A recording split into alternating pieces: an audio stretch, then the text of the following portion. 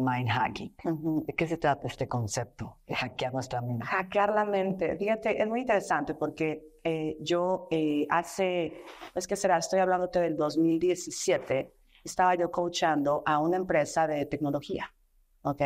Gente que se dedica a hacer aplicaciones, software, ¿no? Seguridad, ciberseguridad. Y de pronto uno de los, pues el CEO, ¿no? Empezaba a hablarme en sus sesiones de cómo funcionaban las computadoras, el hardware, el software, los programas, ¿no? Ella es Natalie Marcos, especialista en medicina antiedad y medicina mente-cuerpo. Reconocida nutrióloga funcional, conferencista y escritora. Ella te invita a resetear, reparar y regenerar. Las 3 R's, un podcast de Natalie Marcos. Yo, además de claramente de apoyarlo en términos de liderazgo, de comunicación asertiva y demás, escuchaba súper atenta y decía, caray, esto es idéntico a lo que yo hago, a lo que hacemos todas las personas, ¿no? Entonces un día le pregunté sobre el hacking, ¿no? ¿Qué significa ser un hacker? Y me dio toda una historia muy linda de en qué momento sucedió este tema de los hackers. Y básicamente lo que me decía es que un hacker es un programador experto de un sistema determinado, ¿ok? Y lo que hace este hacker es entrar al sistema para desde dentro identificar cuáles son los programas que hay que optimizar, actualizar, bla, bla, bla. Y entonces yo dije, es que es justo lo que yo hago, claramente. Digamos que acompaño a las personas a entrar en su sistema, ¿ok? En su sistema de creencias, ¿verdad? En su sistema, en su mentalidad, en su mente, para que puedan identificar cuáles son los patrones de pensamiento que tienen. Claro. Entonces ahí dije, ¿sabes qué? Mind hacking. Y fue de ahí que empecé a decir, ok, lo que yo hago es hackear, acompañar a la gente a hackear su mente. Es eso, mind hacking. Entrar y desde adentro identificar para optimizar, mejorar e incluso depurar. Es como una evaluación.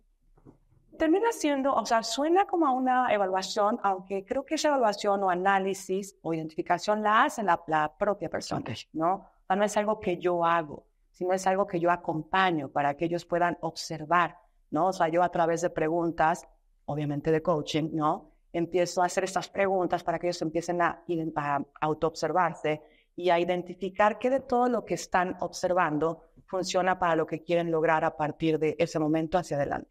Okay. Una cosa, ¿qué es lo que más encuentras en los empresarios? Cuéntanos. Fíjate que esto es muy interesante porque lo voy a decir tal cual, sin importar, pero la cuenta bancaria, pero sin importar el origen, La religión, género, nada, de verdad, sin importar nada, lo que yo encuentro muchas veces, y es que la gran mayoría de las veces, es una falta de confianza en sí mismo.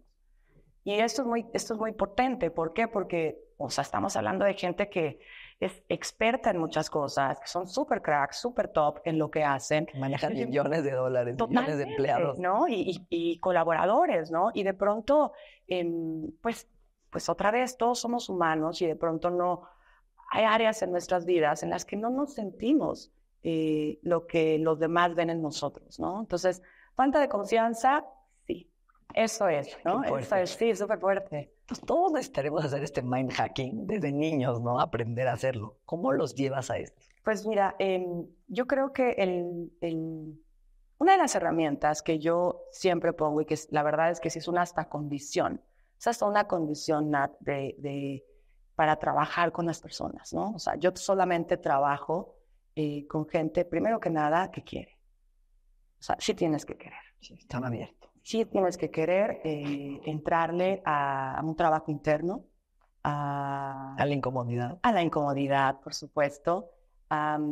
Y sin duda, una de las herramientas, sin duda, es meditación. Okay. O sea, mis clientes sí tienen que meditar o empezar a meditar. Mis clientes sí tienen que hacer ejercicio o empezar a hacer ejercicio.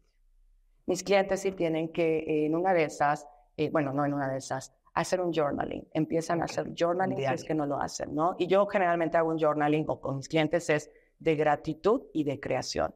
Okay. O sea, es ¿qué agradezco? ¿Qué quiero crear? Y por último, y esto sí puede ser optativo, ¿ok? Respiración. Fíjate que lo meto dentro de la meditación, okay, ¿no? Pero sí puede ser optativo la parte de iniciar una actividad nueva en la que ellos estén teniendo un maestro. Ejemplo, voy a iniciar a tocar piano. Quiero aprender a tocar piano. ¿Por qué? Porque lo que yo quiero es que empiecen a practicar la incomodidad de ser aprendices de vuelta, ¿no? Entonces, esas son como las herramientas. Ahora, te diría que de todas, justo para hacer ese trabajo, pues es la meditación. El poder entrar justo a tu mente en un sentido, primero vamos a observar. Cuando yo me siento, ¿qué está pasando en mi mente? ¿Cómo se agita? ¿Cómo está por todos lados? Eso es incómodo, ¿no? Cuando te sientes a meditar por primera vez, es súper incómodo porque dices, ¿qué no se supone que me tenía que relajar? Pues no. Justo pasa muchas veces lo opuesto porque empiezas a notar todo el ruido que sí hay dentro de tu mente. Entonces, esa herramienta te podría decir que es indispensable. Okay. 100%. Como enseñarles ese yo observador, ¿no? Empezar a observar tus pensamientos, a desidentificarte de los pensamientos y ver también los pensamientos recurrentes que todo el tiempo son los mismos, ¿no? Totalmente. Este ruido. Eso que dijiste me parece súper potente, súper valioso, desidentificarte de lo que estás escuchando dentro de tu mente, sin duda. Ahora, cuando yo estudié con Joe Dispenza, él dice, las neuronas fire together and wire together, ¿no? Disparan y se conectan juntas en un patrón. Sí. Y en un patrón adictivo.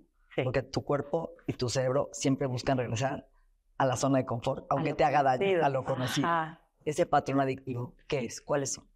Híjole, no, pues a ver, yo te diría que es muy fácil a lo mejor de observarlo en los comportamientos, en las conductas que tenemos, ¿no? Porque es ahí donde auténticamente aparece, es decir, aparecen, resultan en los comportamientos. Sin embargo, yo lo voy a poner de este lugar, o sea, los patrones de pensamiento generan patrones emocionales, es decir, van juntitos, ¿no? E incluso a veces hasta los patrones emocionales generan los patrones de pensamiento, ¿no? Pero pensemos que es patrón de pensamiento genera patrón emocional, por lo tanto, de lenguaje, ¿ok? Cómo me estoy hablando y cómo estoy diciendo lo que está sucediendo en mí y con el mundo. Y eso resulta en un patrón de comportamiento. Te voy a poner un ejemplo, digamos, como yo lo veo, ¿no? Voy a hablarte a lo mejor de mí en un sentido, cuando me invitan a divorciarme, ¿no? Cuando me invitan a divorciarme, yo de pronto, el pensamiento que aparece es, no voy a poder sola. Okay. Y ese pensamiento genera una emoción de miedo, pensemos, ¿no? Entonces, lo que yo me digo claramente es, no voy a poder, y empiezo a buscar evidencias de cómo no puedo, ¿ok? Porque yo creo fielmente lo que estoy pensando y sintiendo, ¿correcto? Entonces empiezo a buscar evidencias, cómo no puedo. Y si no las encuentro, las voy a crear, ¿ok? La vas a traer a tu vida bajo ese sistema de creencias, todo lo que te va a ayudar a seguir manteniendo ese patrón adictivo, no puedo. Exacto, no puedo, ¿no? Entonces me voy a empezar a comportar como una mujer que no puede. Si yo de pronto me canso de no poder, que se puede pasar, que es muy interesante, que a mí me pasó, es como, ¿cómo que no puedes? ¿Cómo que no puedes? Es que tienes que poder. Es que ya no está bueno que no puedas.